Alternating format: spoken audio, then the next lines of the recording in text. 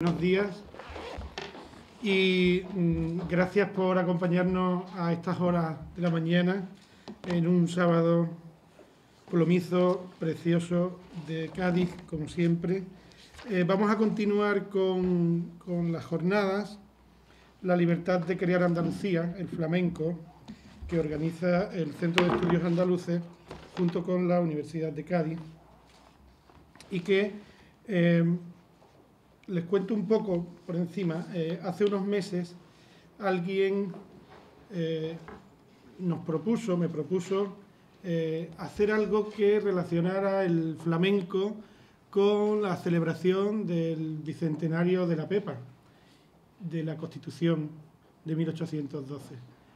Y lógicamente ni yo soy historiador, ni tenía el atrevimiento de, después de todos los trabajos que se están haciendo a lo largo de este año, plantearme una revisión historicista del flamenco, sobre todo teniendo en cuenta que ni soy experto y que además los hay. En el caso de Cádiz ha estado aquí trabajando durante bastante tiempo Faustino, haciendo un trabajo magnífico, Faustino Núñez, sobre la relación del flamenco y las músicas y las populares del siglo XIX.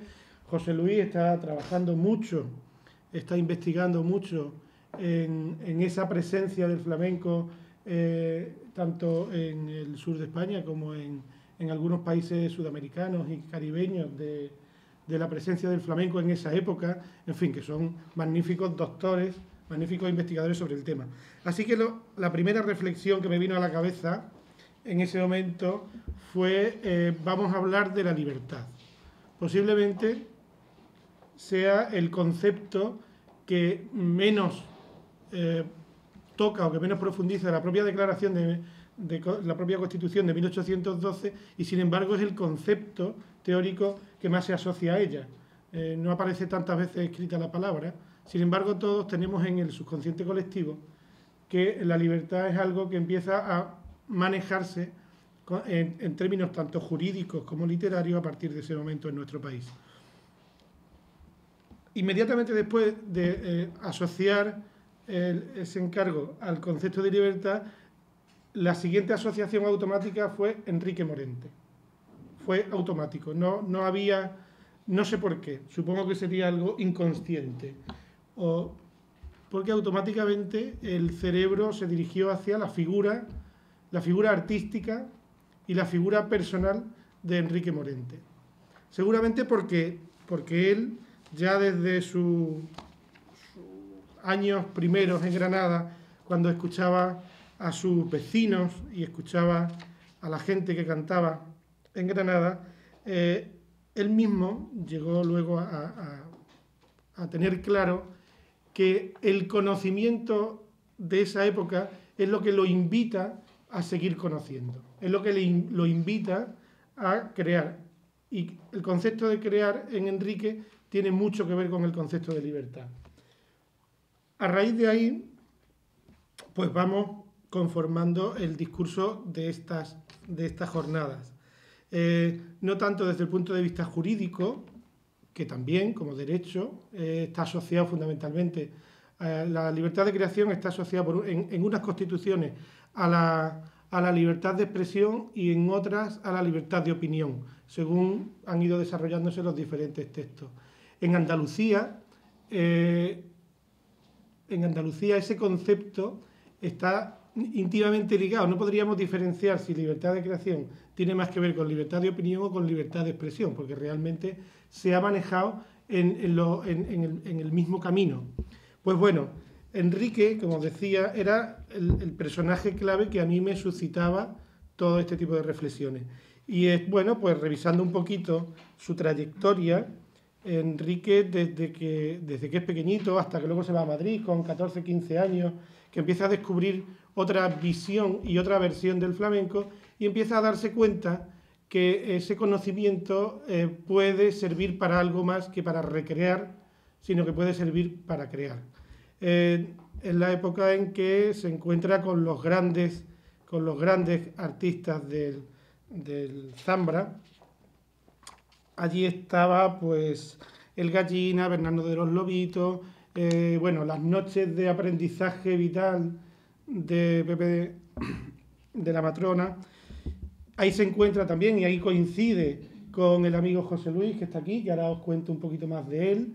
Y hay de pronto un conglomerado de aficionados y de artistas flamencos que empiezan a ver el flamenco de otra manera, a vivirlo de otra manera, pero con un gran respeto, un tremendo respeto y una tremenda admiración por los fundamentos musicales y por los fundamentos filosóficos del el flamenco como lenguaje artístico, como lenguaje musical fundamentalmente, pero también como forma de vida en un momento determinado en que en España crear formas de vida alternativas a las establecidas suponía un riesgo tremendo para la salud y para todo lo demás.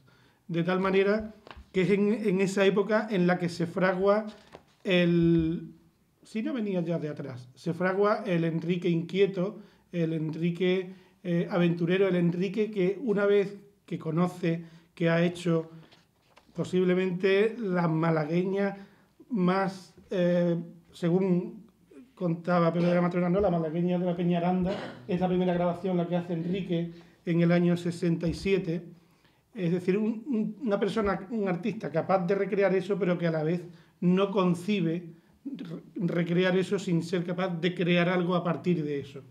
Ese concepto de creación de Enrique lo lleva a ser fundamentalmente libre, hasta tal punto que su concepto de libertad le lleva a ser tremendamente autocrítico, porque está siempre buscando, está siempre intentando ver cuál es el siguiente paso.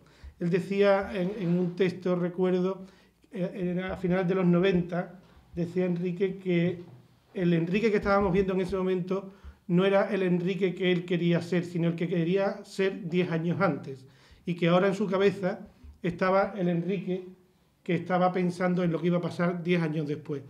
Ese concepto de estar a caballo entre el pasado y el futuro que tenía en su cabeza le hace ser un artista que necesita como elemento vital la búsqueda de la libertad, tanto en el terreno musical como en el terreno profesional, digamos, flamenco, como en el terreno personal, en el terreno vital. Y aquí tenemos 3 generaciones en la mesa, 3 generaciones de personas que acompañaron en ese camino a Enrique en diferentes momentos y en diferentes aventuras de su vida. A mi derecha está José Luis Ortiz Nuevo, supongo que muchos lo conocéis.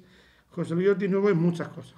Aparte de ser un malagueño, sevillano, andaluz de Archidona y del mundo, de Archidona como el centro del mundo, con ese chisme que tenía allí en el medio de la plaza espectacular, es poeta, es investigador, es escritor, es guionista, es director de espectáculos, es flamencólogo, dicen algunos, a mí no me gusta mucho esa palabra, es voyeur, porque le encanta mirar cómo otros disfrutan también, y así él también disfruta.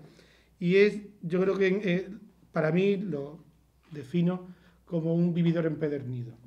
Se licenció en Ciencias Políticas en Madrid, en esa época en la que conoce a toda esta pandilla magnífica de la bohemia flamenca de los años finales de los 60, principios de los 70. Y ahí pasan cosas un tanto especiales.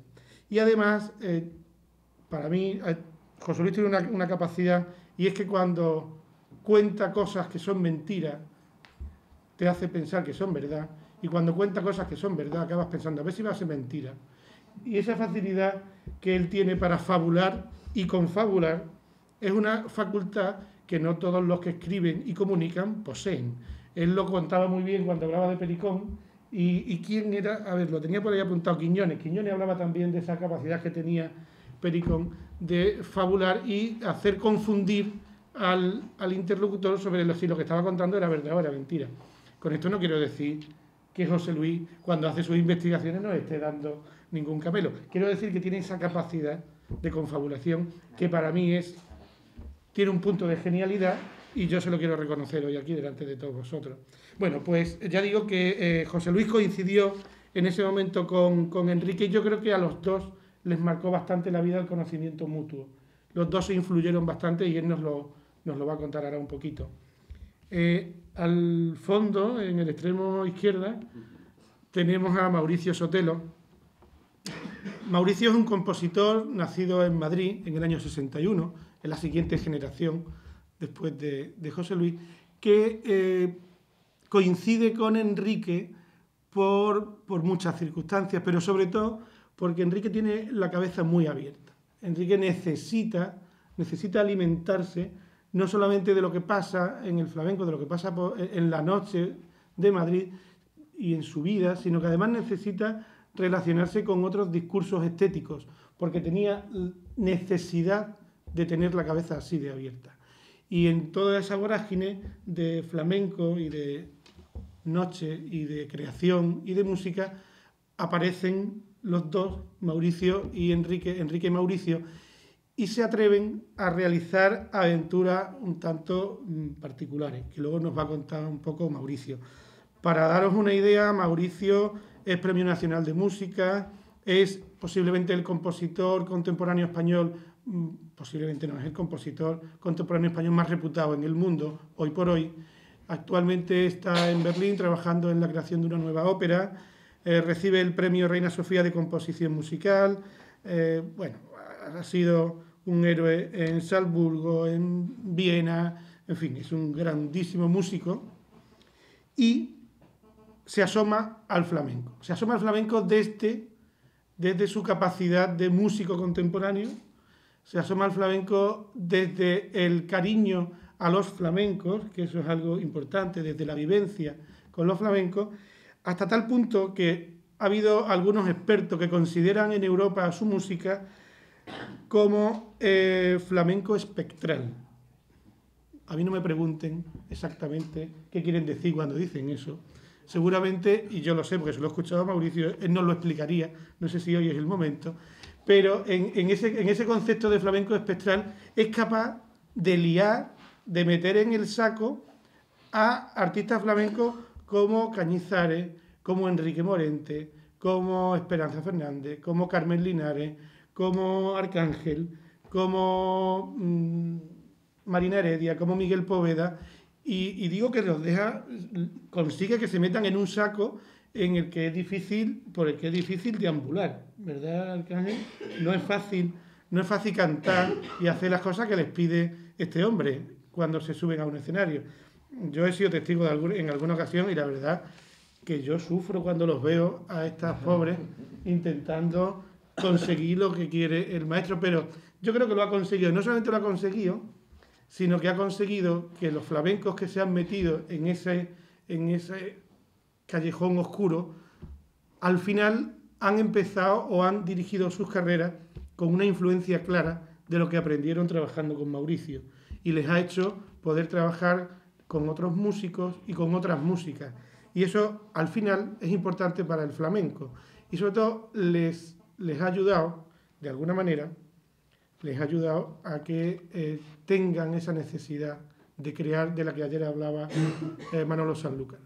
Ayer Manolo nos dio mucha información precisa y encantadora, pero nos dio una clave, y es que los artistas crean porque tienen necesidad de crear. Y crean cuando tienen la necesidad de crear. Y además se tienen que dar una serie de circunstancias que están muy relacionadas con la libertad de creación. Pues yo creo que toda esta gente, toda esta pandilla de seres raros que se relacionan en algún momento dado de su vida con Enrique son vivos ejemplos de cómo se crea por necesidad y cómo se crea en libertad. Yo os iba a relatar algunas de las obras que ha compuesto Mauricio para su música vocal, en donde interviene en flamenco. Pero os diré que ya en el año 93 hizo con 93 hizo con Enrique Ténebres Responsorios para voz, 2 coros mixtos, saxofón, tuba y orquesta. Y ahí estaba Enrique haciendo su música espectral. Hizo también Expulsión de la Bestia Triunfante para voz, cuarteto de cuerda y contrabajo en el Festival de las Artes de Sibila, también con Enrique. Después hizo Nadie con Esperanza Fernández, en un homenaje, bueno, con textos de José Ángel Valente, no sé, en fin, la obra de vocal que ha escrito Mauricio para el flamenco, o en donde, no para el flamenco, perdón, en donde interviene la voz flamenca en un entorno en el que nunca antes había intervenido la voz flamenca e interviene en la misma calidad y en la misma posición que cualquier otra voz, que cualquier otro canto, es realmente meritorio. Y bueno, ahora él nos va a contar de o sobre esa relación de Enrique con la música. Fundamentalmente, a mí, en este marco, me interesa mucho que él nos cuente esa capacidad o esos problemas o esos retos a los que se enfrentaba Enrique cuando se ponía a trabajar en una aventura como la de la música contemporánea que le proponía Mauricio. Y la última generación que tiene contacto con Enrique, pues es la que representa Arcángel. Arcángel es posiblemente la voz más optimista y que genera más esperanza en el flamenco de hoy. Precisamente por partir del respeto, de la admiración por lo aprendido y por no tener miedo a enfrentarse a lo que vendrá. Y por atreverse a relacionarse con el futuro de su voz, con el futuro de su flamenco, del flamenco, y hacerlo desde esa libertad, desde esa tranquilidad que da el poder, ¿por qué no?, después de hacer una tonada, meterse con un sampler y lanzar voces y pegarse 7 minutos creando un horizonte sonoro más allá del escenario del teatro. Esa capacidad, de alguna manera, también tiene mucho que ver con su relación con Enrique y su familia, el cómo Enrique ha sido muy generoso, y eso lo contarán ellos, ha sido muy generoso en su relación con los jóvenes y no ha tenido ningún reparo, ningún prejuicio en meter a un chavalín de estos cuando tenía 20 años en su casa y tenerlo una semana o 2 semanas viviendo con él y viviendo en el sentido más amplio y más exhaustivo de la palabra. Y ha generado artistas como Arcángel. Esas relaciones han generado artistas a los que no les da miedo, ni mirar para detrás ni mirar para adelante. Ese sentido que ya decía al principio que tenía Enrique, de yo soy el Enrique que quería ser hace 10 años y no soy feliz porque tengo en la cabeza el Enrique que quiero ser o que seré dentro de 10 años. Esa filosofía de vida que planteaba Enrique, en el caso de Arcángel o de Estrella o de Miguel o de muchos otros artistas de esta generación, pues ha supuesto ese acicate para no tenerle miedo a lo que venga. Bueno, de Arcángel es más fácil hablar porque lo conocéis todos, es más, digamos, más popular.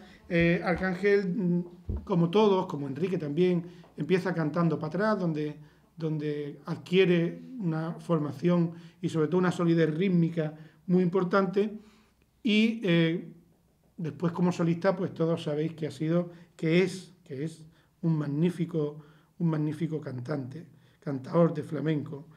Yo no sé qué contarles de él, más porque está aquí, nos lo va a contar él.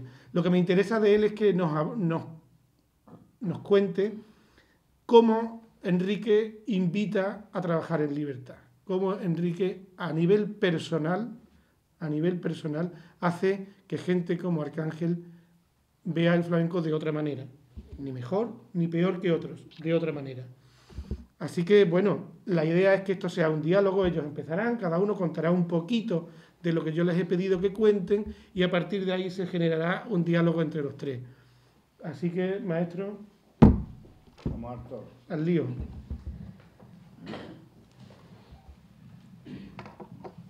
Buenos días. Muchísimos señores. Cuando yo era chico en mi casa siempre estaba la cosa mala. Siempre ese Pericón de Cádiz habla en su monólogo, que yo interpreto alguna que otra vez todavía. Más o menos como está ahora. Una cosa. Las cosas de la vida. Enrique, en Madrid en los años 60 con la dictadura en sus últimos escalones. Enrique es un muchacho joven, granaíno. El de la Madrona estaba emperrado en que se pusiera de nombre Enrique Granaíno. Y se lo decía con cierta frecuencia, pero Enrique no estaba por la labor y al final acabó siendo lo que ha sido. En ese momento Enrique, que es cuando yo lo entro en conocimiento con él, estamos en los 60,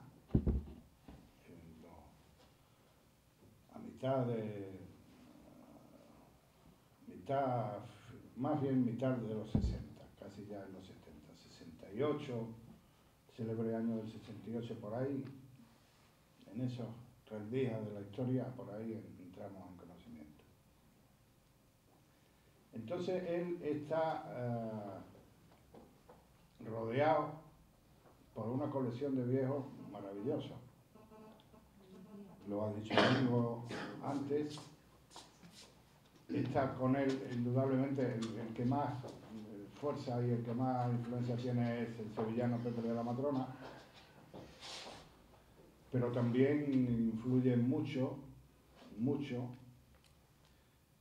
Pericón de Cádiz, que fue un gran maestro para Enrique en cuanto a la enseñanza de técnicas de cante. Bernardo el de los Lobitos, el de Alcalá de Guadaira, y no en el núcleo de Madrid, pero sí entonces Enrique es tan curioso y es tan apasionado que viene a Cádiz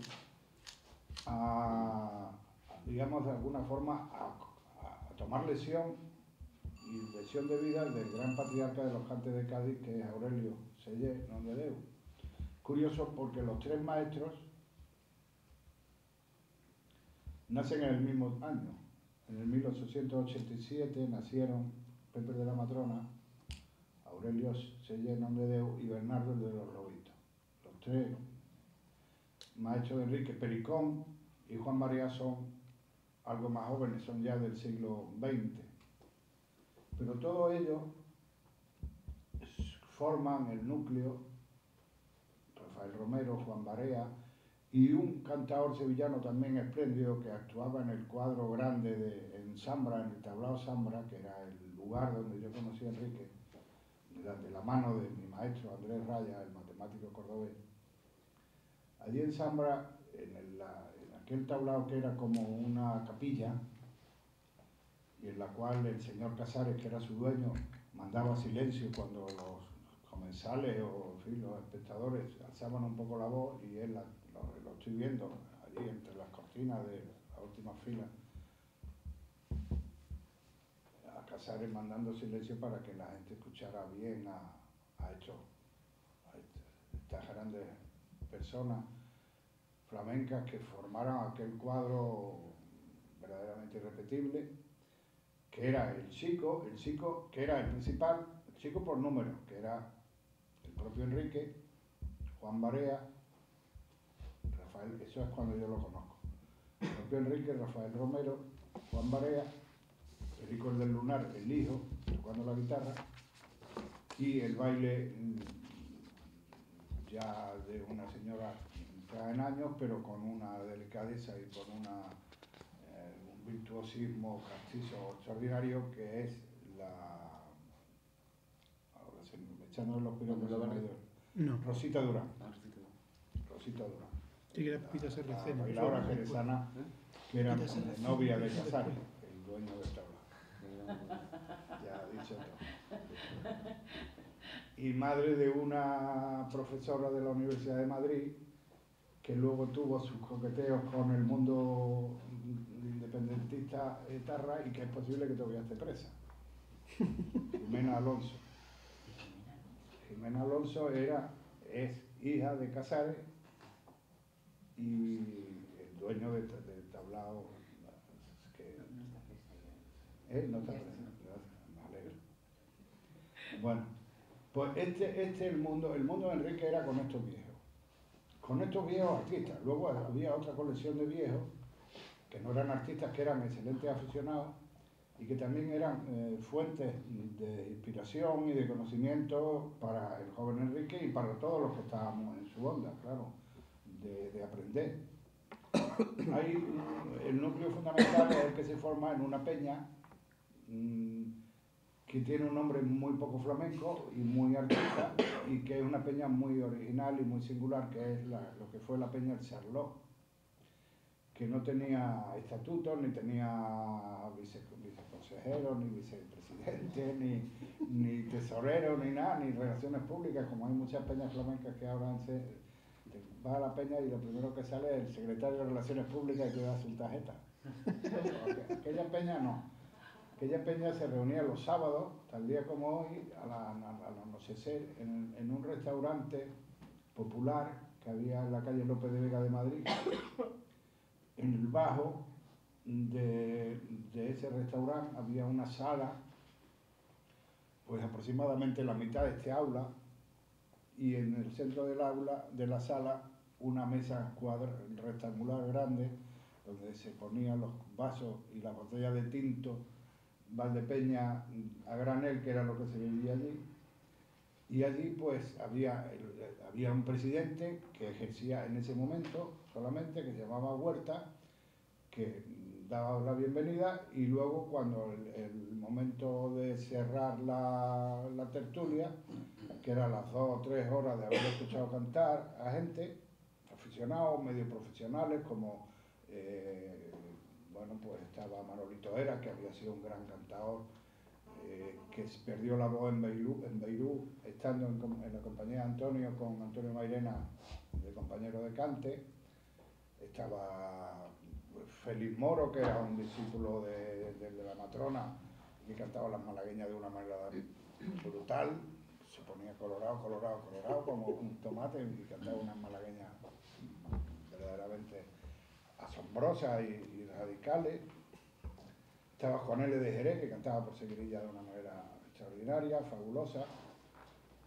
Y luego una colección de viejos, en su mayoría excombatientes del bando perdedor de la guerra civil.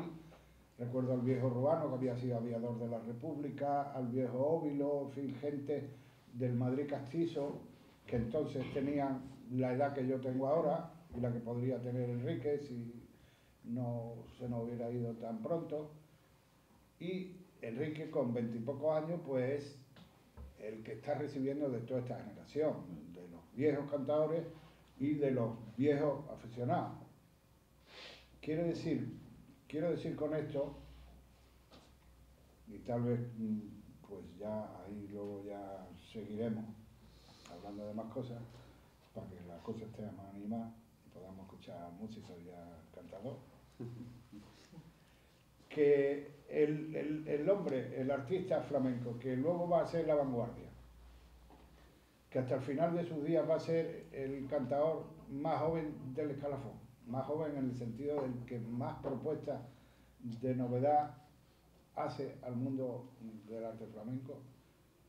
Es curioso y es significativo que en su formación intervienen grandes maestros viejos del cante, que su pasión por los viejos es absoluta. Lo fue entonces y lo fue mucho también al final de sus días. Yo recuerdo conversaciones últimas con Enrique diciendo que cada vez más me gusta lo antiguo y cada vez que me asomo más a lo moderno tengo necesidad de buscar en las raíces de lo antiguo. Y eso es una seña clara de su personalidad, de su formación y de su condición, de cómo ha sido capaz de recibir de esta generación de viejos las enseñanzas suficientes para luego poder actuar en libertad y hacer lo que creyera conveniente. Y entonces, sí, destacar un detalle que nos muestra también una capacidad o una seña de su forma de actuar y de comportarse en la vida. Estamos, como dije al principio, en estos años del tardo franquismo, Y Enrique Morente es un hombre razonablemente de izquierda, nunca se adscribió a ningún grupo político determinado, pero siempre tuvo fue como la frase aquella de Lorca: yo siempre estaré al lado de los que no tienen nada y hasta la tranquilidad de la nada se les niega, ¿no? Eso siempre lo tuvo claro, que él estaba del lado de los progres. Y de hecho luego, cuando hace una de sus aventuras empresariales, que es montar una discográfica, le ponen los discos probeticos, ¿no? Bueno, pues ese Enrique, el Enrique joven, radical y estudioso de lo antiguo, en ese tiempo duro de tanta represión, de tanto miedo, era un apasionado siempre por la libertad, tanto que le molestaba asistir a determinados círculos y tener que interpretar en ellos el papel que esos círculos le requieren. Concretamente, cuando va a un círculo progresista de la Universidad de Madrid, lo que hace es cantar lo más tradicional que pueda y las letras más líricas y menos comprometidas que puedan darse. Y cuando va a una peña que supuestamente son talibanes del flamenco, aunque entonces no existía todavía la palabra talibán ni la idea de lo que sería después, pero en fin, lo era. Cuando va a una peña de talibanes del flamenco, lo que hace es buscar el repertorio más novedoso, las letras más rompedoras, las que menos tienen que ver con la tradición lírica y con otra tradición oculta de los flamencos, que es lo épico. Es decir, no tiene como objetivo el congraciar a su público, no quiere su público, sino quiere ser, con los rojos, un cantador flamenco tradicional, y con los clásicos flamencos quiere ser cantador flamenco de vanguardia. Es decir, siempre no buscando el aplauso fácil, no buscando la medalla, sino buscando precisamente la libertad. Eso es el Enrique que yo conocí y que yo despedí. Muy bien. Mauricio, te toca. Si después de morir nos levantamos, si después de morir vengo hacia ti como venía antes y hay algo en mí que tú no reconoces porque no soy el mismo. Qué dolor el morir.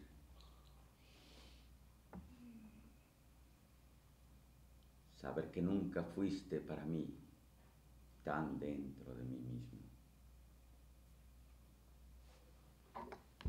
A las 9 de la mañana, en un bar en Madrid, a las 9 de la mañana, cogimos un teléfono y llamamos a José Ángel Valente, Enrique Morente y yo.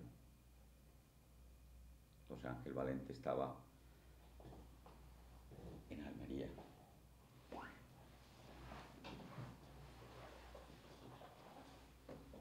Y Enrique me dijo, yo le había acompañado al hospital para que el doctor Enrique le viera de lo que estaba.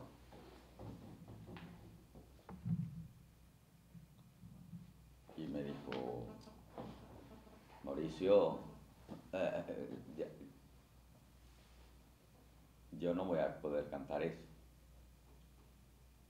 pero te voy a dar un nombre.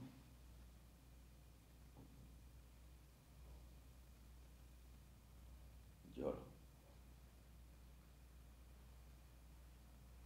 Cuando llegó Arcángel a mi casa, yo tenía esos versos en mi cuaderno de notas y tenía una lista de cómo íbamos a trabajar esos versos si después de morir. Había fallecido su padre hacía 3 días y a las 10 de la mañana se presentó en el Escollas, recomendado por Enrique Morente.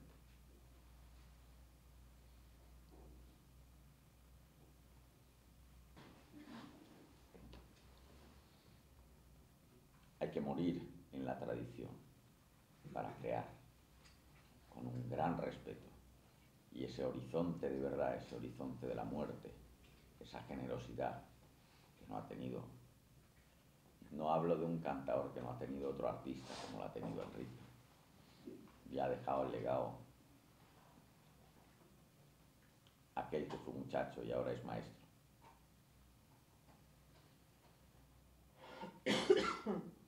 Arcángel. A las 9 de la mañana, no te lo he contado nunca, a las 9 de la mañana, me dijo Enrique, después de haber estado a las 7 en el hospital, me dijo tu nombre y se lo dijo a José Ángel Valente por teléfono. Eso es verdad y esa tradición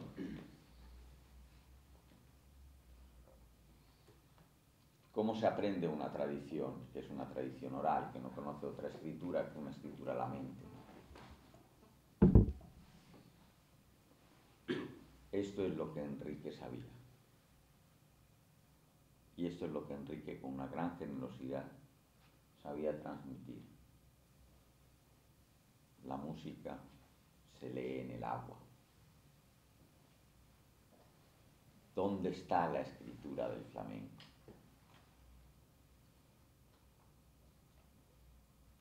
Y Arcángel ha sabido leerla del maestro. Y ha tenido un gran respeto por la tradición. No existe una memoria del flamenco, sino es una escultura, piedra a piedra, día a día, de una tradición muy difícil de aprender y de recrearla. El flamenco es un ritual que se renueva con cada cantador. Enrique, como usted bien ha dicho, se rodeó de los viejos y supo ser generoso con los jóvenes. Cuando aprendió a hacerse la pregunta, la duda, lo sabemos desde Aristóteles, en la situación más madura del pensamiento. Y eso, ese legado, no como se canta por Seguirilla o como se canta por Soleá, que también ese legado es el que le ha dejado a quien yo creo que en este momento es una de las grandes enciclopedias del flamenco. Es una escritura de la vida. Y Enrique, trabajador, obrero que fue en Madrid, lo sabía, lo llevaba con él. Enrique sabía escuchar. Cuando le dieron el Premio Nacional de Música en el año 94, decía que nadie se confunda, que yo no soy compositor. Y decía, simplemente hay que ir a las raíces para removerlas. Eso fue lo que hizo Enrique. Ese es el legado que nos ha dejado de todas las experiencias maravillosas que hemos tenido con Enrique, con la generosidad de su pensamiento. Me quedo con algo muy grande, que es lo que creo que hemos heredado a Arcángel, que es el escuchar. Enrique decía, es muy fácil aprender a cantar, lo difícil es escuchar. Y en esa escucha, como dicen los versos de Rainer Maria Rilke, 1916, Mixo Gong, Klang, der wie ein tieferes Ohr unscheinbar Hörende hört. Gong, dice el poeta. Oído que como un oído más profundo nos escuchas a nosotros, aparentemente oyentes, bocetos de mundos abiertos. Arcángel.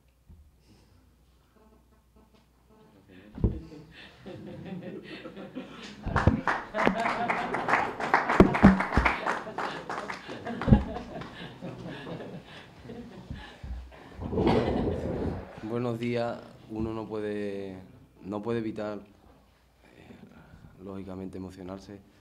Primero porque lo que se está contando es verdad. O sea, es así, Mauricio lo ha relatado perfectamente bien, como sucedió, como es. Y sobre todo porque, por encima de todo, de la valía artística de Enrique, de nuestro más que constatado respeto y cariño que le profesamos a su obra. Para nosotros, personalmente, para todos los que estamos aquí en esta mesa, significó muchísimo, ¿no? Imagínense ustedes, José Luis hablaba de un contexto totalmente distinto al mío, ¿no? O sea, lo conoce en un momento donde una de las reglas primordiales del flamenco, que es la transmisión oral, es el traspaso de información cara a cara que se tenía en aquellos años, pues desafortunadamente nosotros en nuestra época no lo hemos vivido, y en cualquier caso lo hemos vivido en contadas ocasiones y a cuentagotas, ¿no? Y con personas muy especiales y en momentos muy determinados que se le queda a uno, por supuesto, grabado a fuego en la memoria, porque eran pocos de los que hemos podido disfrutar, ¿no? Entonces son dos contextos, dos ambientes totalmente distintos. Y en ese aspecto yo he tenido la gran suerte de conocer a Enrique personalmente, y de conocer una de sus mayores virtudes, que era ser maestro sin pretenderlo, ¿no? Nunca pretendió enseñar, nunca pretendió guiarle a nadie el camino. Simplemente tenías que, retomando las palabras que decía el maestro Mauricio, escucharlo, porque es muy importante escuchar. Yo recuerdo muchas conversaciones, bueno, no eran conversaciones, eran monólogos realmente, ¿no? En los cuales yo me limitaba simplemente a escuchar, en una mezcla de admiración por lo que me estaba diciendo y de imposibilidad de contestarle, ¿no? Porque era tan grande lo que me estaba transmitiendo en ese momento. Simplemente con hablar, incluso no hablábamos de flamenco, ni del cante, sino simplemente de la vida, ¿no? Que, por supuesto, no se me olvidarán, ¿no? Y has dicho una frase que dijo ayer el maestro Sanlúcar, otro maestro de nuestro tiempo, que hemos tenido la suerte todavía de tenerlo entre nosotros y de poder conocerlo, ¿no? Que el artista, o yo la palabra artista como también es una palabra, igual que tú le tienes tirria a flamencólogo, yo le tengo tirria artista, ¿no? Es una es una palabra que yo creo que en el mejor de los casos, desde luego no es uno mismo el que se la debe atribuir, empezando por ahí. Y bueno, como tiene ese matiz de un poco que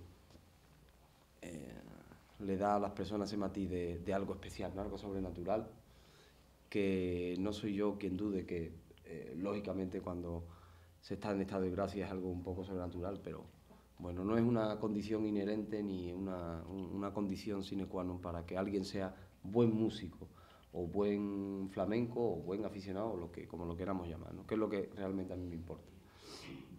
Entonces, decía que el artista creaba cuando tenía la necesidad de crear, ¿no?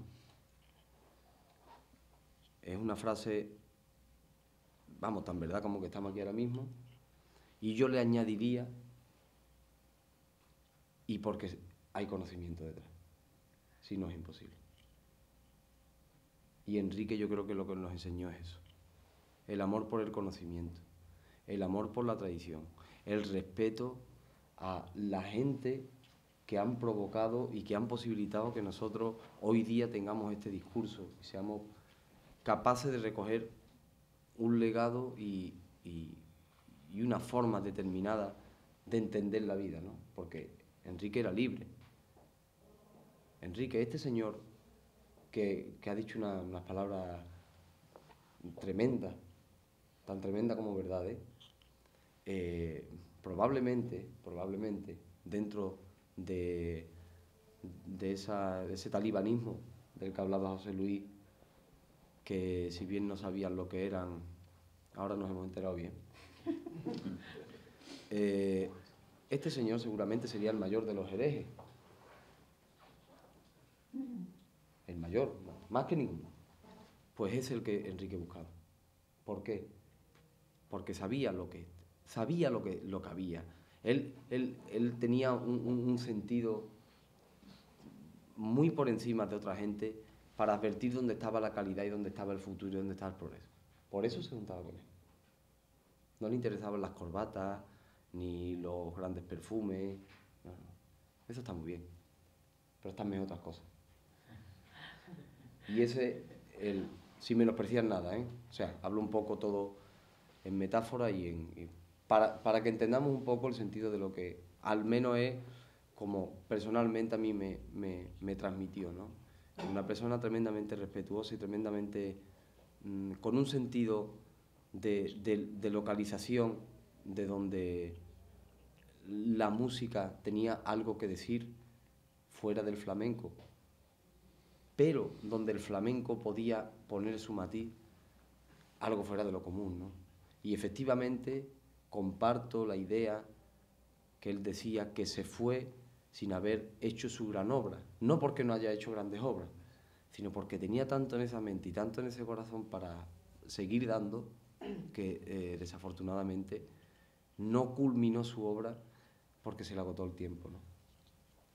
Igualmente, si hubiera vivido 120 años más, siempre le hubiera faltado tiempo, ¿no? Porque era su personalidad, era su forma de entender la vida. Y ese es el legado no que yo tomo directamente de él, no es cuestión de apuntarse tanto ni de cosas absurdas. Simplemente comparto esa idea porque creo que es así, ¿no? Porque creo que Enrique nace de una deformación que tenemos los humanos y que desafortunadamente también, aunque el mundo dure lo que tenga que durar, siempre estará ahí, ¿no? Que es la mala interpretación siempre, primero la etiquetación de las cosas y segundo la mala interpretación de esas etiquetas, ¿no? Porque siempre hemos entendido que conservar es atentar contra lo que se escapa de tu conocimiento cuando intentas tapar tus vergüenzas, ¿no? Eso es lo que hemos entendido por conservar. Y hemos entendido por libertad el cargarte lo que el otro quiere conservar, ¿no? Entonces, estamos siempre, pues, en una contraposición que es absurda, porque además no existe lo uno sin lo otro, ni puede existir lo uno sin lo otro, y estamos siempre con esa conversación absurda que Enrique, al menos esa es la percepción que yo tengo, nos enseñó a los jóvenes cómo había que ser libres. Fue el primero de los cantaores que comenzó a producirse su propia música, sus propios discos, que cantaba los textos que realmente a él le decían algo, que le merecían la pena, sin miedo a nada, ¿no? Por ejemplo, yo en mi último disco canto un poema que le encargué a José Luis. Bueno, es digamos, una reposición de un poema que yo ya había previamente musicado de él. Obviamente le había pedido permiso para cargármelo. Además se lo dije, digo, déjame que me lo cargue, hombre. Él estuvo a bien darme ese beneplácito y habla de eso, ¿no? El poema dice, no quiero miedo. ¿No? Empieza así. No quiero miedo. No quiero miedo. ¿No? ¿Cómo es? No quiero miedo. ¿Cómo sigue? Eso es. No quiero miedo. No quiero miedo, no quiero malos modales, ¿no? Lo que yo quiero es vivir la vía y beber de las personas cabales. ¡Ole! ¿No? ¡Qué bonito! Pues un poco eso es, ¿no? Eso es lo que yo creo que a nosotros nos ha enseñado Enrique, ¿no? Más allá de su valía artística, que eso, desde luego, ni me siento ni capacitado para jugarla, ni quiero entrar, ¿no? Pero personalmente lo que nos enseñó es eso, su experiencia vital, esa forma que tenía de tratar a los jóvenes con un cariño. Yo recuerdo en el año 98, que yo era un niño, tengo 35 años, voy a hacer 35 años, pues imagínense ustedes, hace 14 años, pues un niño que empezaba en esto, que tenía 20, 21 años, Y yo recuerdo como cuando terminaba de cantar, porque el destino te pone en el sitio y por aquella época andaba mucho una serie de programadores que eran granadinos, amigos de Enrique, Raúl Comba, Juan Mesa, nuestros queridos amigos. Y recuerdo como cuando terminaba de cantar y me subía a su casa, yo con 20 años, y me sentaba en una mesa de camilla con su mujer, Aurora, él y yo, y simplemente escuchaba lo que me decía, ¿no? Y para mí eso, bueno, no sé, es incalculable, ¿no? El valor que tiene, ¿no? Además, quiero decir, nuestro testimonio, no lo he dicho nunca, pero me apetece decirlo, nuestro testimonio no es que sea ni más verdad ni más mentira, ni mejor ni peor. Ahora es desde el corazón, porque creo que ninguno de los tres que estamos aquí sentados jamás hemos aprovechado esa cercanía que hemos tenido con Enrique para decirlo en ningún sitio, ni para alardear de nada en ningún sitio. Simplemente lo hemos admirado y hemos intentado darle el sitio que él se merece y que tiene. Esa es mi opinión. Muy bien, muy bien. Bueno, pues yo voy a... Le iba a pedir a José Luis que una anécdota, que él fue el munidor de la Bienal de Flamenco de Sevilla, es su creador, su impulsor, muchas cosas, y él contaba, Me ha emocionado, y es verdad, en la primera Bienal es un concurso y hay una comisión, un grupo de expertos que seleccionan a los artistas que tienen que concursar, no que se van a programar o que tienen que ganar o perder, sino que van a concursar. Y curiosamente había un chaval, un tal Enrique Morente, que había grabado 10 años antes dos discos fundamentales para la historia del flamenco, diría yo. Y que nos cuente qué pasó aquí, en esa situación de los no talibanes y los talibanes y los futuros Y bueno, talibanes. fue una votación de las peñas flamencas del país. Aquellos, bueno, entre las muchas secuencias que pasaron entonces, una de ellas fue para darle al concurso cierta originalidad y una mayor difusión y una cierta dosis de participación de las peñas como seleccionadora de los concursantes. Y luego hubo otra notable curiosidad, y es que los artistas eligieron al jurado, o sea, las peñas eligieron a los artistas y los artistas eligieron al jurado. Eso está muy bien. Transparencia. Bueno, pues en la votación de las peñas, que fue en el año mucho más, 79, en el año 80, el año 80, final del 79, 80, hubo dos artistas que quedaron con un solo, que fueron Enrique y Camarón. Los dos últimos. O sea, los dos últimos de la lista fueron... ¿Y era amigo de ellos el que lo votó o no? No sé qué pena. No lo sabemos, ¿no? Ignoramos ese dato, ¿no? Ignoramos ese dato. No, se levantó hasta un notario padre de un amigo periodista, que el pobre se nos fue también, Antonio Mozo, gran persona y periodista y gran andaluz. El Antonio Mozo Vargas, su padre, que era un notario muy cachondo, de Huelva, de Cortegana, pues hizo el acta de las votaciones, y ahí está recogido y estará en los archivos de la Bienal, eso, el único voto que tuvieron tanto Enrique como Camarón. ¿Y eso era la Bienal de Flamenco? Sí, la primera, el año 80. O sea, que tenía ambición de futuro, vaya. Con vuestro permiso voy a Qué leer un barbaridad. libro, se lo he traído para dárselo ahora a mi amigo Mauricio. Oh, Alegato muchas gracias, 2, querido. Alegato 2, ya. Querido, Yo lo tengo. Y aquí recordaba yo una cosa que yo había escrito dedicada a Enrique y que incluí en el punto 124 de la primera edición, sobre las necesidades o las cualidades que debe tener el artista para atreverse a la creación. Y con vuestro permiso lo leo. Son 26 puntos, pero son cortitos. Forma parte del libro este, y es el punto 124, que a su vez tiene 26 apéndices, o en fin, referencias o máximas, como quieran decir. Para atreverse a variar algo, aunque sea mínimo, una nota siquiera, y acercarse en debidas condiciones al territorio libre de la creación, necesita el artista. 1. Antes de nada y por encima de todo, serlo. 2. Conocer de modo profundo, no superficial, el legado de los artistas anteriores. 3. Experiencia de haber transitado con largueza por los caminos hechos. 4. Amor.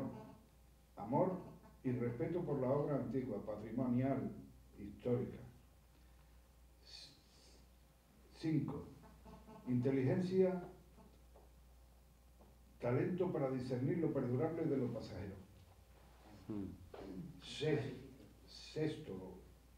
Tener buen gusto, ese paladar que reconoce la finura en los sabores. 7. Curiosidad por averiguar cómo es la mirada de lo nuevo. 8. Atreverse y abrir las puertas de los conocidos. 9. Independencia y pasión de libertad. 10. Entereza para sobreponerse a los inevitables batacazos. 11.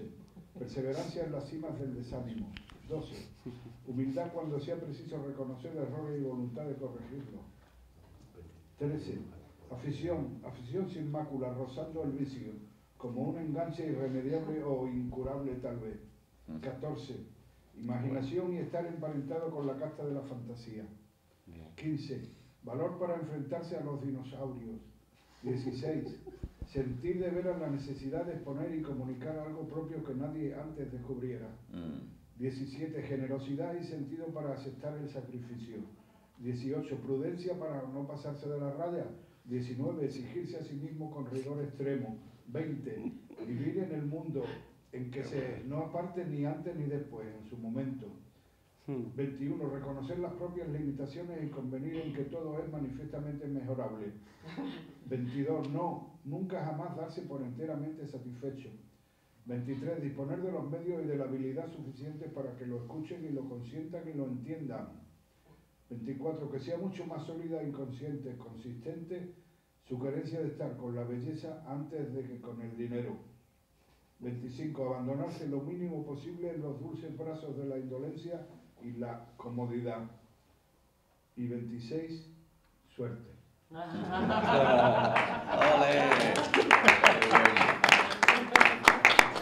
Muy bien. Bueno, Quería preguntarte, Mauricio, ¿qué decía Enrique cuando tú le enseñabas la música? Porque yo sé lo que tú decías cuando escuchabas a los flamencos. Pero ¿qué decía Enrique cuando eso? Si me permiten, para concluir, voy a retomar el verso donde lo dejé y voy a contar una anécdota, porque eso que habéis dicho todos es muy importante. Voy a contar una anécdota en Sevilla, que salimos vivos de milagro. Pero antes, qué dolor el morir, saber que nunca alcanzaré los bordes del ser que fuiste para mí, tan dentro de mí mismo, si tú eras yo y entero me invadías. Qué dolor el morir. Hay que morir para renacer. Hay que matar al hombre viejo, pero como decía José Luis Ortiz Nuevo, hay que haber recorrido esos caminos. Enrique recorrió con respeto esos caminos. Enrique estaba en el Candela, jugaba al ajedrez con su amigo, que en paz descanse, Miguelito. Enrique estaba escuchándote a ti, estaba donde tenía que estar, con amor y con respeto a la tradición.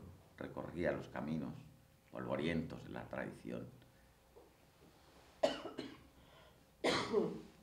y oteaba el horizonte del amanecer.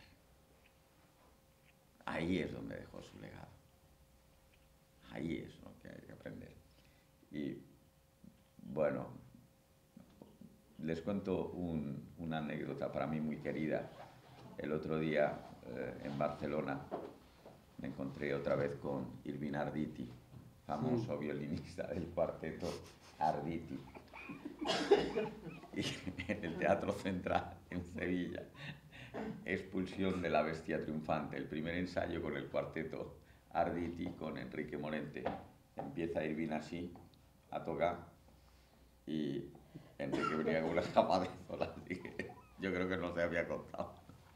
Y entonces le digo, Enrique, claro, aquí el niño entra en la semicorchea perfecta, pero Enrique te miraba así y de repente pasaban 27 compases y decía, ahí es donde tenía yo que entrar.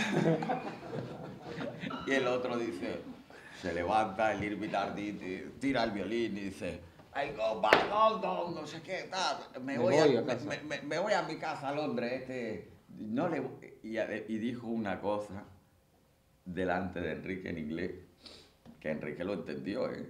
Dice, no vengo aquí a enseñarle solfeo a un paleto flamenco.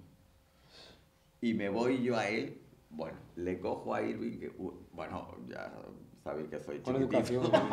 Con educación. Pero como Irving era un poquito más chiquito que yo, le cojo así. ¿Te viste arriba? Hombre, me vine para arriba, le cojo de la chaqueta, ¡guau!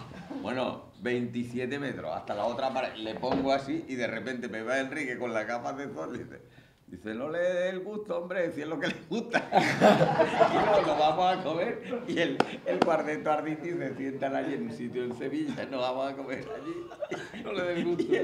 Y viene una gitana de estas que venden estas cosillas, y venía un toro con una banderita española. Y viene Enrique y le dice, señora, venga acá, un torito. Y se lo regaló. Cuando estuve en Japón me dice, tú eres Mauricio Sotelo. Dice, sí, vino Irving Arditi con un toro con la bandera.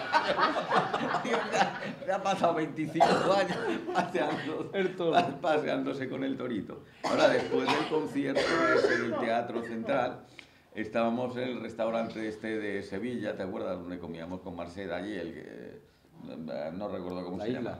San Francisco. No, en la terraza de fuera. Bueno, el caso es igual.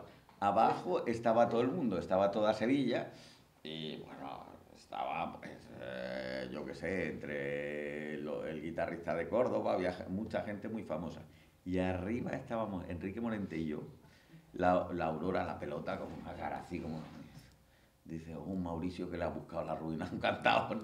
No decía Enrique, dice, es que le ha buscado la ruina a un cantador, decía ella.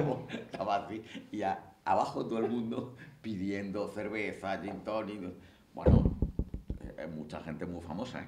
Y la única que recuerdo que subió a saludar a Enrique Morente fue Esperanza Fernández.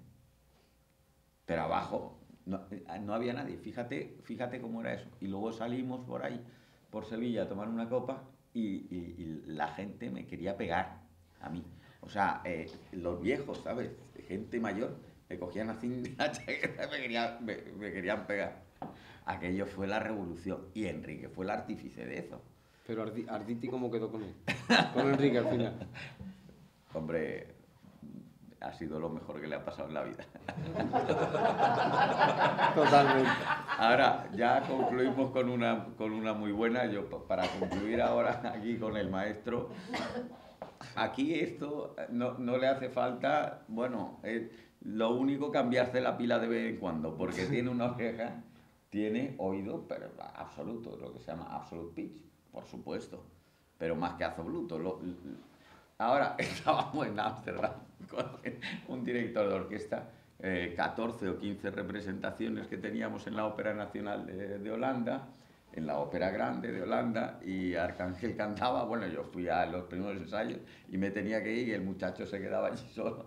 Y viene el director de orquesta y le dice, mira hijo, no te preocupes, claro, los cantadores pues como son unos paletos y no saben leer música ni nada, dice, mira, chaval, tú no te preocupes porque yo tengo oído perfecto, ritmo perfecto, no sé cuánto.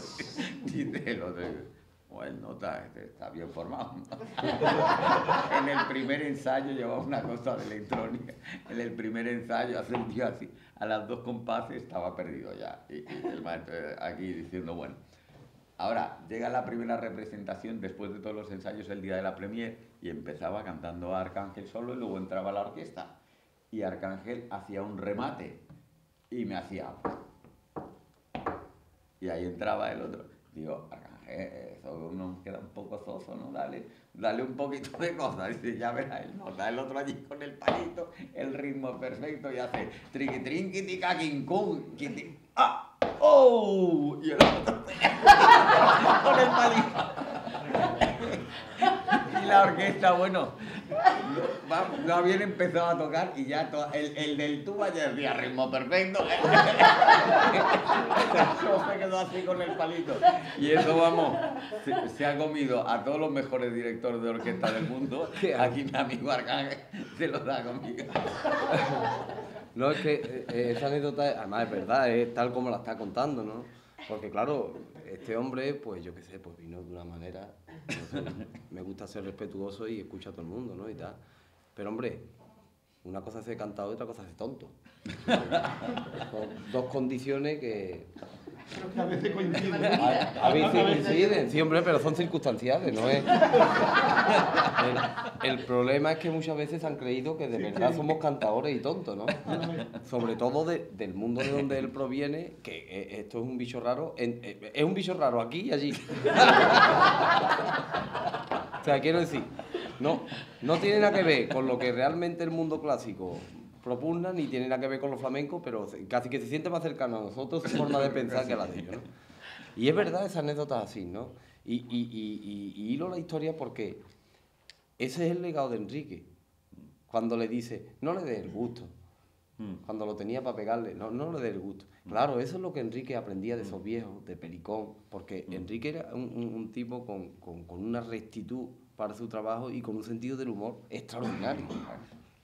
Pero además un sentido del humor bueno, de esto de bajo fondo, que casi no te das cuenta y te suelta dos o tres perlillas, que cuando tú te vas para tu casa y dices, lo que me ha dicho este hombre. Y le vas tú dando vueltas, ¿no? Y un poco, esa era, en ese caso, yo recordaba ya en aquellos casos, como decía Enrique, le gustaba mucho decir, ¿acaso hecho? Y recordaba muchas anécdotas de Enrique, tipo la que tú decías, ¿no? Él no se congraciaba con nadie.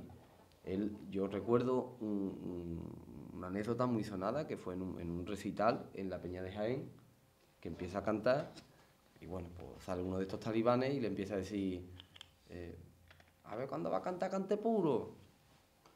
Bueno, y salió en la segunda parte y se pegó hora y cuarto cantando por malagueño, solo malagueño. No había más canto. ¿Qué quiere? 47 malagueñas. 47 malagueños. Él era así, ¿no? Y entonces yo, hilo la conversación porque yo hice lo mismo en aquel caso. O sea, quiero decir, Enrique tenía esa cosa de como tenía la base del conocimiento, él se atrevía a hacer cosas no para apabullar, sino para sentar las bases de la persona que tenían enfrente, ¿no? O sea, no era tanto alardear de su conocimiento, sino de su inquebrantable personalidad. O sea, él tenía una personalidad y lo llevaba hasta sus últimas consecuencias, le costara lo que le costara. Él era así y era así, tú lo sabes, José Luis, tú también lo sabes. Y entonces esta anécdota es un poco así. Mauricio, que después de que este hombre nos dio 2 o 3 charlas sobre la historia de la música, sobre cómo era el ritmo, que él era un fenómeno, que yo no sé qué, yo no sé cuánto, pues la verdad que en la obra, cuando estábamos ensayando, él lo que me puso era simplemente un atril y hacía yo 4 compases por seguirilla porque él los necesitaba y los necesitaban los del ballet para hacer un cambio de movimiento. Entonces, claro, yo me limitaba a hacer 4 compases de seguirilla para que este hombre entrara. Y yo sin querer meter la pata. Y él me dio la clave y me dijo, queda un poco zozo. Digo, un poco zozo, te va a enterar ahora. Digo, ahora se va a enterar aquí mi primo de lo que... Claro, le hice una cosa de ritmo como nosotros la sentimos y el tío literalmente en la función se quedó con el palito así. Que no es mentira. Además, yo recuerdo que Mauricio, que ayuda a sus cosas de la técnica, le habíais puesto una cámara a él y nosotros teníamos, que yo estaba al lado de la pianista. ¿Te acuerdas de la rusa esta? Sí, Era un mastodonte. Una pianista estupenda además, por cierto. Y entonces, claro, nosotros veíamos al director por una camarita que nos habían colocado, ¿no? Un monitor para poder seguir sus indicaciones, ¿no? Y cuando yo le hice eso de ritmo, literalmente el tío es que se quedó así con el palo, así, vaya, pero es que no. Así mirando así, los del ballet mirando para otro lado, y ya cuando el hombre ya vino un poco en sí, dice, ya, vámonos. Y te prometo por mis 2 hijos que me acordé en ese momento de esa cosa que tenía Enrique, esa pausa de cachondeo para decir, ahora te va a enterar. Ahora vamos a disfrutarlo. Porque Enrique era así y aprendió todo. O sea, aprendió a vivir.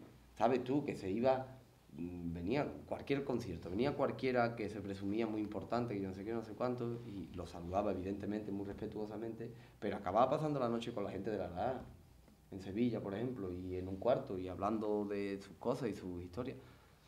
Igual que si venía alguien que para él era tremendamente interesante por lo que le contaba, moría ahí. O sea, es que no le interesaba ni la fama, ni el dinero, ni le interesaba nada. Le interesaba la experiencia vital. Por lo menos eso es lo que yo he aprendido al lado de él. Y apurar la... Y cerrar todos los establecimientos. todas las horas. Pero bien, ¿eh? Era increíble, Enrique, cómo tú podías estar con él hasta las 8 o las 9 de la mañana. Tú ya estabas hecho cacho. Y él, hombre, también perjudicado, lógicamente, después de estar allí 27 horas. Pero con qué coherencia hablaba a las 9 de la mañana, con qué parsimonia, siempre con respeto, siempre con una humildad. Yo es que no sé, eso lo recuerdo mucho y me acuerdo mucho de su gracia, de su... Además, ha tenido la virtud de, como yo decía así, de ser maestro sin querer serlo, y tiene muchos discípulos por ahí. O sea, la primera, su propia mujer. Aurora, la escuchas hablar y es el reflejo de Enrique, de cómo era Enrique. O sea, porque era un tipo tan entrañable y que se tomaba todo, hasta lo más serio, le quitaba carga siempre, ¿no? Hablábamos anoche, Mingo, de todo este lío al que no quiero entrar, de toda la historia esta que ha pasado con Enrique, de todo lo que están moviendo, ¿no? Pues hay unas declaraciones que el que tenga oportunidad de escucharlas, yo que la conozco, Aurora, y el que la conoce, hay un fragmento donde ella está alargando con violencia, ¿no? Con respeto, pero con violencia es lo que está diciendo, y está por dentro tirada de risa, de lo que ella se ha acordado que ha dicho del otro. Eso yo lo noto. O sea, el que la conoce lo nota. Y Enrique era un poco así. Y entonces, él ha hecho a muchas personalidades así a su lado, ¿no? Todo este tipo, Juan Mesa, Raúl, Pepa Bichuela, toda esta gente. Bueno, Pepe convivían mucho juntos, ¿no? Es un poco esa gracia, eso entender todo como muy distendido, ¿no? Sin nada trascendental cuando realmente lo era. En fin, era muy difícil mantener ese equilibrio que Enrique tenía, ¿no? Para las cosas, ¿no? O al menos así lo percibo yo. No sé si mis contertulios piensan lo mismo. Sí, yo creo que fue en gran parte, aparte de su natural, por la benéfica influencia que recibió de los viejos sevillanos y gaditanos que le pusieron tiempo de templanza. Claro. Y de gracia, ¿no? Claro, pero le quitaron la pátina de la mala folla granaína. Exactamente. Perdón. A mí me explicó... Pero le aportaba coherencia a eso. O sea, claro, él veía que decía, tienen mucha gracia, pero llega un momento que eso puede ser peligroso. Porque ya entra uno en un camino donde siempre ser gracioso tampoco es bueno. Entonces era tan inteligente que hacía así y decía, no, la parte de gracia la tengo, pero ahora le aporto mi coherencia. Y ahora cuando me interesa, dentro de una conversación pesada y un poco violenta, ¿no? Pues así suelto 2 perlas y descargo aquello un poco. Y cuando me interesa retomo otra vez. Era muy inteligente, tremendamente inteligente. A mí me explico en 2 palabras lo de la mala folla granaína. Bueno, conocemos las frases de Enrique famosas, pero Estamos vivos de milagro. No las voy a repetir. Pero con esto de la mala folla me lo dijo así muy serio. Dice, mira, Federico, ¿no? García Lorca, Dice, pues es muy fácil, si volviese a nacer, le volveríamos a matar otra vez. Es de las malas pollas granadas. Solo que pero es que además Enrique tenía esas cosas. No creo que usted de ese país. Es que no lo pensaba. Lo entendemos, que hablamos así. No lo pensaba, ¿verdad? Arcángel, que era increíble, ¿no? José Luis. No, hombre, pero esa es la mala las follera. cosas que decía, no. Pero tiene gracia, eso tiene gracia. Como no se lo repensaba, ¿no? Era. Y así le salía la música. Yo creo que, para terminar, por mi parte, yo diría una cosa, yo amo la música. De pensar en la música, de escucharle a él lloro, y lo siento, a mis 50 años todavía me muero por la música. Y yo creo que con todo lo que ha grabado Enrique Morente, su discografía no le hace justicia. Nosotros que hemos tenido la suerte, José Luis, Mingo, Arcángel, de escucharle cantar a las 5 de la mañana, después de haber escuchado a todo el mundo, porque él primero escuchaba a todo el mundo, ¿no? Y haber tenido la suerte de repente, un poquito compás, y de repente una frase, pero sin voz. Es decir, que no le hacía falta tener unas cualidades vocales, digamos, como Montserrat Caballé, ¿no? Es que lo que decía Enrique a esa hora era tan cierto, tan verdad para él, y tan hermoso musicalmente. La mejor música que yo he escuchado en mi vida, con él, pero después de escuchar. Sí, Ha sido la música más hermosa que he escuchado en mi vida. Estoy ahora en esa noche hermosa y tan rotunda del Teatro Central de Sevilla, que llovió a mares cuando llovía. Hasta llovió. Hasta llovió. La que liamos. Había llovido hace 20 años. Y estábamos en el... Yo no sé cuándo fue lo que tú dices antes, pero la fiesta final fue hasta el amanecer en el restaurante San Francisco. Sí, en la Plaza de San Francisco. Había dos fiestas, una en el piso de arriba y otra abajo. Y en un momento dado, en el piso de abajo, estaba él, Enrique, haciendo diablura, y con él otro loco maravilloso, haciendo locuras todavía más increíbles, que es Rafael Riqueni. Rafael. Rafael Riqueni por aquellos días había tenido una idea de Pero habla del día de tu concierto. Mozart.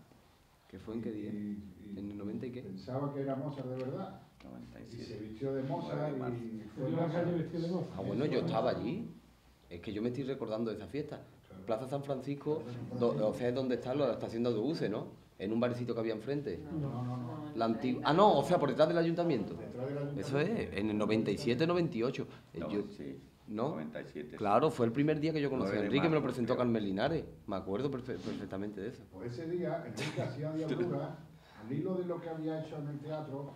Ya luego por la noche lo que hacía era recreaciones y músicas que le venían y cosas. Y lo que recuerdo como una cosa verdaderamente estremecedora y bellísima era que Rafael Riqueni, al instante de que Enrique hacía variaciones que se le estaban ocurriendo y que nunca yo no se lo había oído, y seguramente Rafael Riqueni tampoco, o menos incluso, y cómo Rafael Riqueni cogía las ondas de Enrique musical y las hacía con la guitarra. Y yo me recuerdo a mí mismo diciéndole a Rafael, no es que tú creas que eres Mozart, es que eres Mozart. Eres Mozart. Coger un músico tan como primero Enrique, transportado a las locuras de Mauricio, bebido en esa atmósfera, haciendo música esa noche. Muy alegre, muy contento todo el mundo, ya, en fin, en condiciones de fiesta. La música de los portazos. Situación de Los fiesta. portazos. Transportado a la fiesta. Qué bueno. Y en ese momento, haciendo esa locura, el otro, el guitarrista, allí humilde, y Mozart le hacía con la guitarra las mismas variaciones que había hecho Enrique. Bueno, él le acogió en su casa cuando estaba malico, pues le acogió en su casa, le llevó en su casa. Enrique era muy generoso, una persona muy Sí, generosa. bueno, de eso se puede hablar. No solo Rafael Riqueni también tuvo una relación muy entrañable y de padre o de hermano o de colega con otro monstruo de la guitarra que es el Niño de Huelva. ¿El quién? Con el de Huelva. Pues niño, Con el Al niño Miguel, sí. Miguel también lo tuvo. Ahí hay una anécdota buena también, que lo cuenta la Aurora con mucha gracia, que estuvo muy bien, no sé si la conocéis. Remata, remata, remata. No, A ver. estaban Tomatito, niño Miguel y él, estaban preparando el disco Sacromonte. Y estaban en Madrid, o no me acuerdo si era Sacromonte o Despegando, uno de los dos. Estaban en Madrid, en el piso de Enrique de Madrid, y claro, Miguel, bueno, pues ya sabéis que es una persona que tenía problemas, ¿no?, psicológicos, y estaba en tratamiento y tal y cual. Y hay una anécdota muy buena que según cuenta Aurora, ¿no?, que le pide el niño Miguel un vaso de agua, era verano. Y llega Aurora con el vaso de agua, y así Miguel, sin pensárselo, con el vaso de agua, así, ¡uf, qué calor tenía! Y claro, y se queda Aurora mirándolo y dice, ¿quiere otro? Miguel dice, no, ya está, ya está. Se quedaron los dos, vamos, tanto así que Miguel le entra un poco ya esa paranoia, eso es verdad, esa paranoia que él tenía, y se va para Huelva, ¿no? Se va para Huelva y no llega a grabar discos. Ya, pero fresquito, ¿no? Sí, ya se lo había quitado el calor. Qué arte, a ver. Imagínate, ¿no?, la impresión cuando le da el vaso de agua es así, ¡plá!, por lo arte. Tipo lo de Silvio, ¿no? Con lo del teatro, ¿no?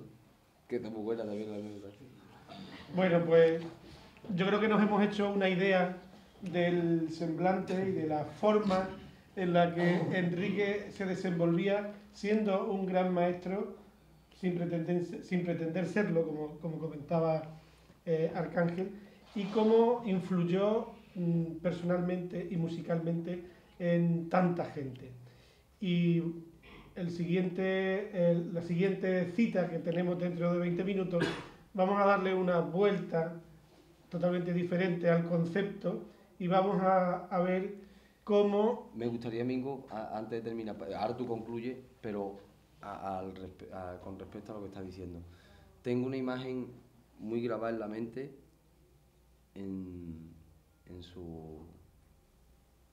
cuando Enrique falleció, su velatorio, en Madrid, en las GAE, en la sede de las GAE, y recuerdo cómo cuando la gente venía, ¿no?, a visitar la capilla ardiente de Enrique, a ver a Enrique, era impresionante ver la disparidad de personajes que por allí pasaban.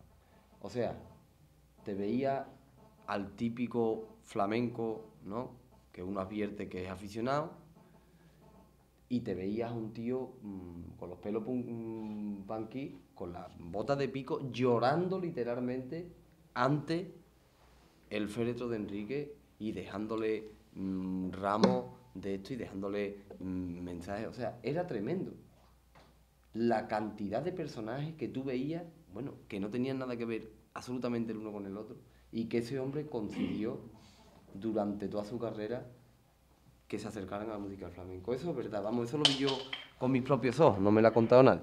Estaba allí y tú veías aquello y era sencillamente espeluznante.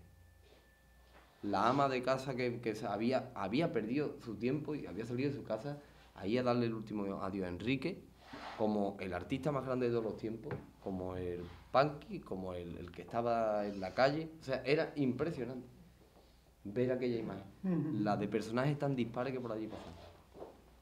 Eso es lo que yo creo que él consiguió, convencer a la gente con verdad, sin ninguna pose, porque ese sí que creaba porque tenía necesidad de creer, él mismo. No había ninguna pose, ahí no había ningún guión preestablecido. Bueno, para voy a hacer esto porque me va a dar 3 contratos aquí y vamos a hacer esto. No, ahí no había historia. Él escuchaba algo que le gustaba, quería buscar algo, iba por ello y no le importaba lo que pasara. Perdón, pero quería comentar. Ha sido el broche de la sesión.